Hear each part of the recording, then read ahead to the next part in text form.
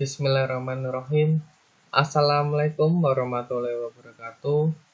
Saya Taufik Nur Imawan dengan NIM G211200009.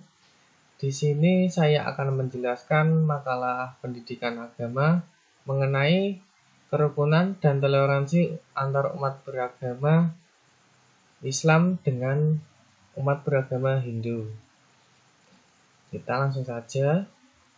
Yang pertama yaitu pengertian toleransi.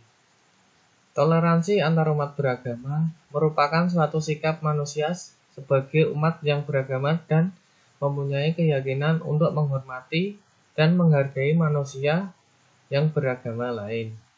Toleransi antar umat beragama di Indonesia telah diatur secara implisit berdasarkan Pancasila, terutama sila pertama, yaitu bertakwa kepada Tuhan menurut agama dan kepercayaan masing-masing adalah mutlak. Semua agama menghargai manusia, maka dari itu semua umat beragama juga wajib saling menghargai. Dengan demikian, antar umat beragama yang berlainan akan terbina kerukunan hidup. Konsep dari toleransi adalah sikap terbuka dan mau mengakui adanya berbagai macam perbedaan dari sisi suku, bahasa, adat, istiadat, budaya, serta agama. Selanjutnya, Allah telah menjelaskan toleransi beragama dalam surat Al-Kafirun ayat 1-6 yang berbunyi, A'udzubillahi minasyaitonirrajim.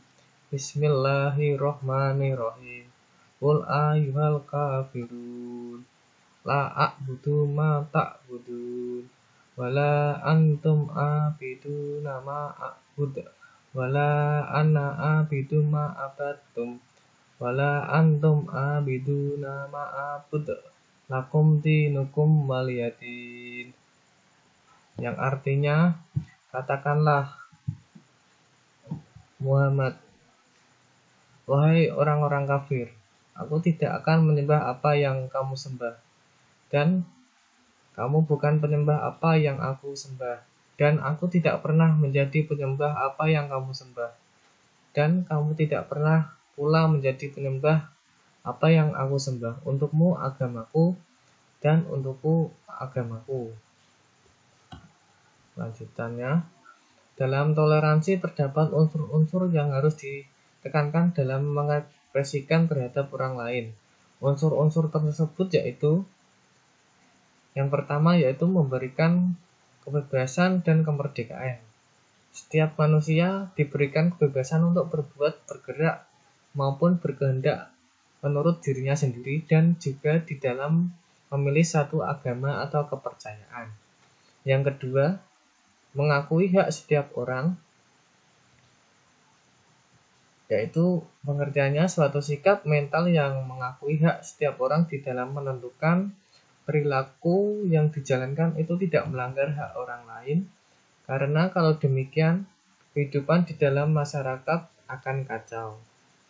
Selanjutnya, yang ketiga yaitu menghormati keyakinan orang lain. Dalam konteks ini diperlakukan bagi toleransi antar agama. Namun apabila dikaitkan dalam toleransi sosial, maka menjadi menghormati keyakinan orang lain dalam memilih suatu kelompok. Yang keempat yaitu saling mengerti. Tidak akan terjadi saling menghormati antara sesama manusia bila mereka tidak saling mengerti, saling anti, dan saling membenci.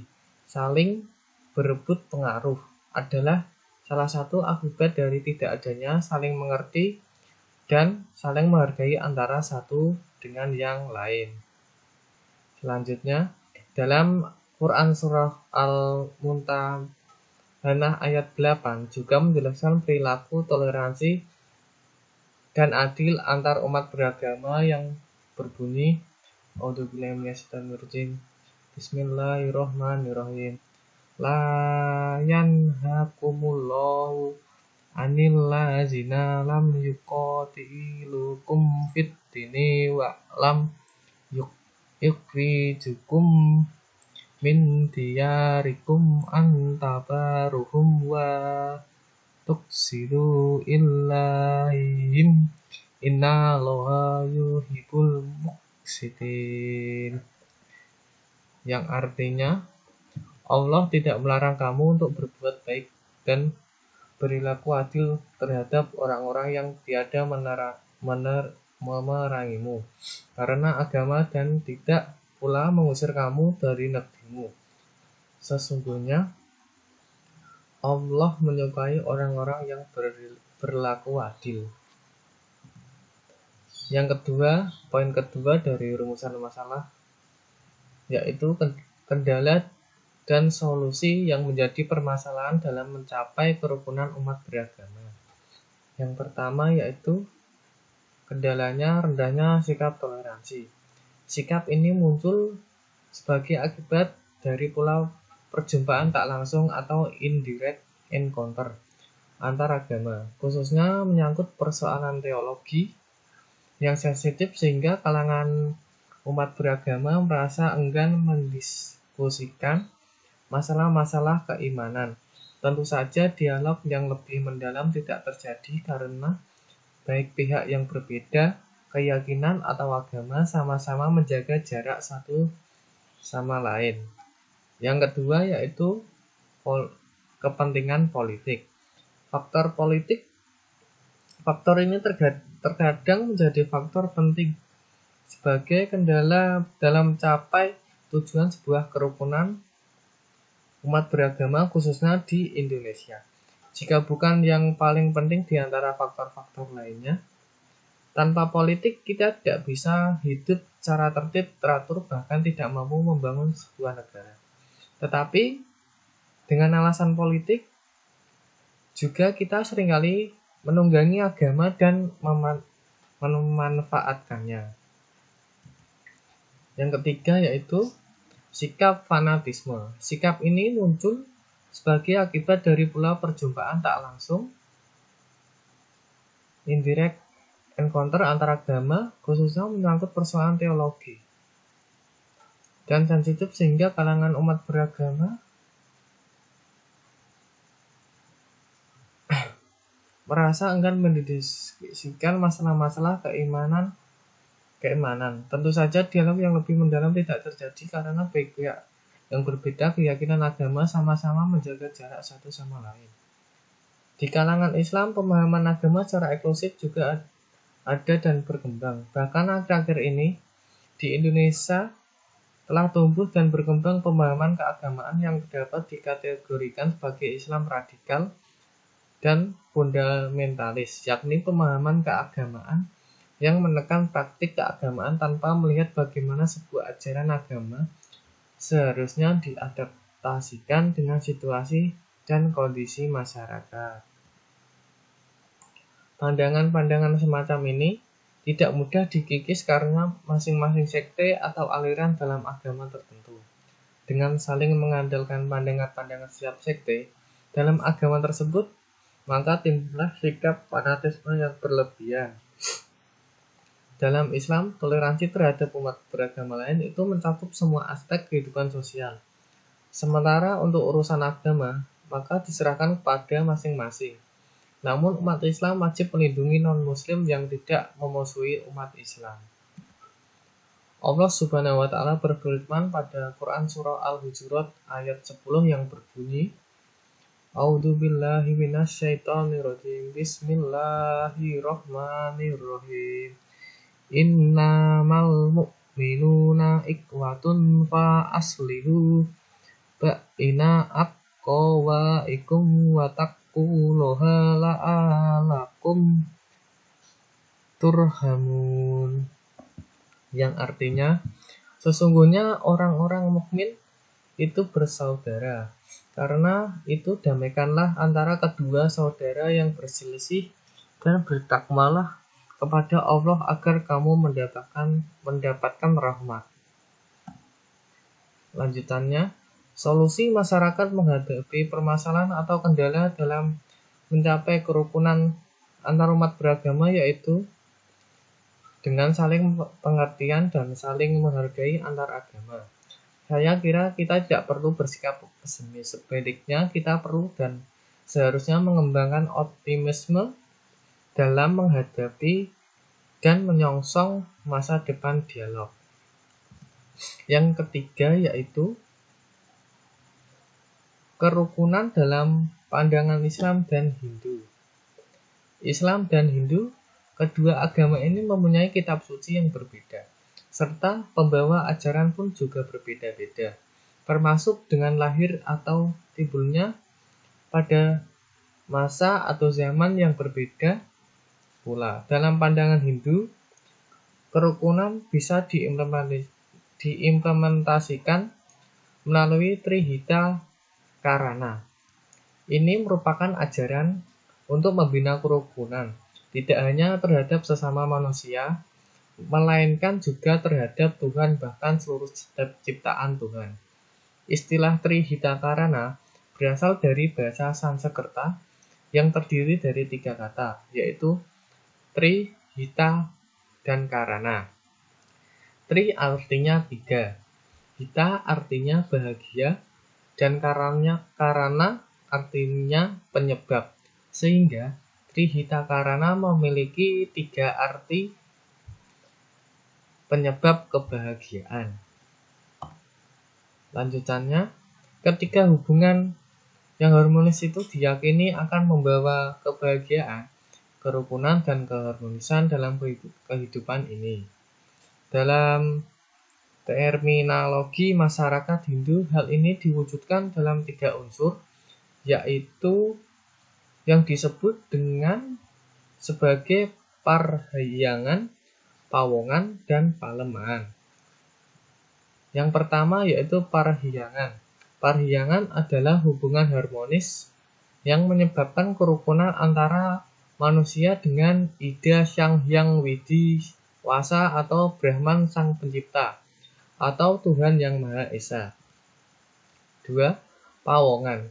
Pawongan adalah hubungan harmonis yang menyebabkan kerukunan antara sesama umat manusia.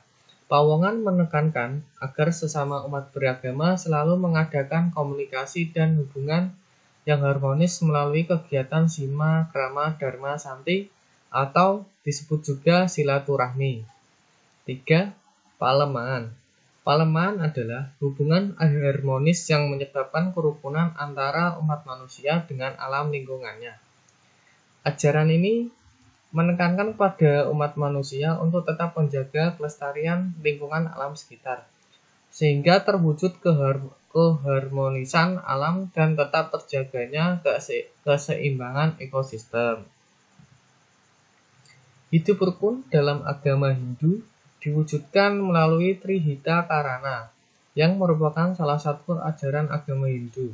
Trihita Karana mengajarkan tentang bagaimana seorang mampu menjalin hubungan yang harmonis kepada Tuhan, sesama manusia, dan alam lingkungan. Pelaksanaan parhyangan, pawongan, dan palemahan tersebut bertujuan untuk menumbuhkan kerukunan. Jika hidup harmonis, kerukunan akan terbina. Untuk membina kerukunan, diterapkannya Trihita Karana dalam kehidupan sehari-hari. Yang keempat yaitu permasalahan yang keempat, pokok-pokok ajaran agama mengenai toleransi antara umat agama Islam dengan agama Hindu. Islam secara harfiah dimaknai tunduk, patuh, dan pasrah, keselamatan, keamanan, dan kedamaian. Jadi, berdasarkan pemaknaan di atas, sebagai orang Muslim dalam konteks kehidupan berbangsa dan bernegara harus bisa menjadi pemberi keselamatan, senantiasa menciptakan kerukunan, dan memberi rasa aman kepada orang lain atau yang disebut dengan toleran. Agama Hindu bersifat filosofis dan oleh karena itu dapat melihat dan menghargai kebenaran yang ada dalam agama lain. Dengan demikian, agama ini bersifat toleran. Bahkan ada yang berpendapat bahwa toleransinya agama Hindu ini terlalu besar, sehingga dapat menerima agama-agama yang bersifat magis. Agama Hindu menyadari bahwa setiap manusia memiliki potensi yang berbeda dengan manusia lainnya.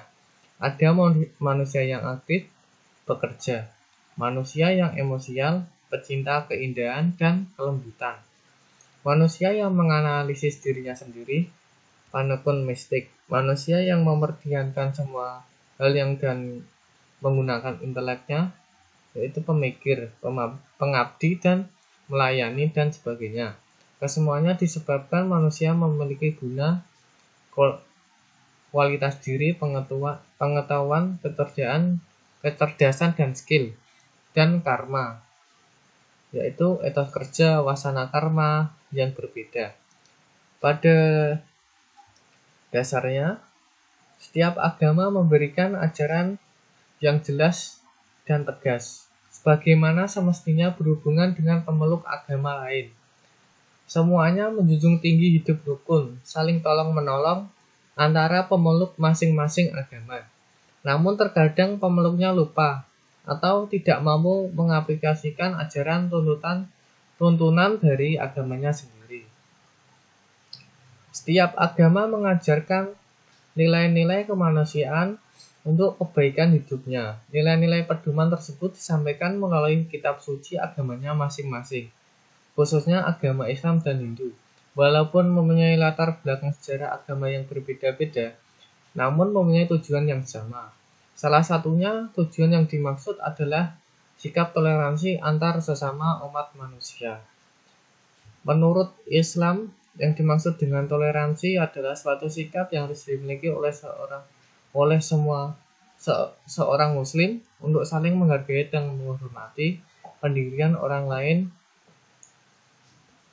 yang berlainan pendirian. Perbedaan agama yang ada bukan menjadi penghalang terjadi kehidupan yang rukun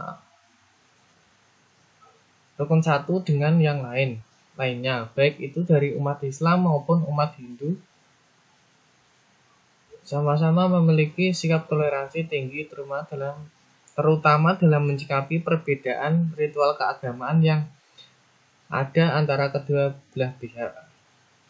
Meskipun agama Islam banyak minoritas, tetapi agama Hindu juga menghormati untuk menjalankan agama kepercayaan yang dianut mereka. Terima kasih. Itu saja dari saya mengenai penjelasan toleransi antarumat beragama Islam dan Hindu. Mohon maaf jika ada tutur kata dan kesalahan dari saya, mohon dikoreksi. Terima kasih. Wassalamualaikum warahmatullahi wabarakatuh.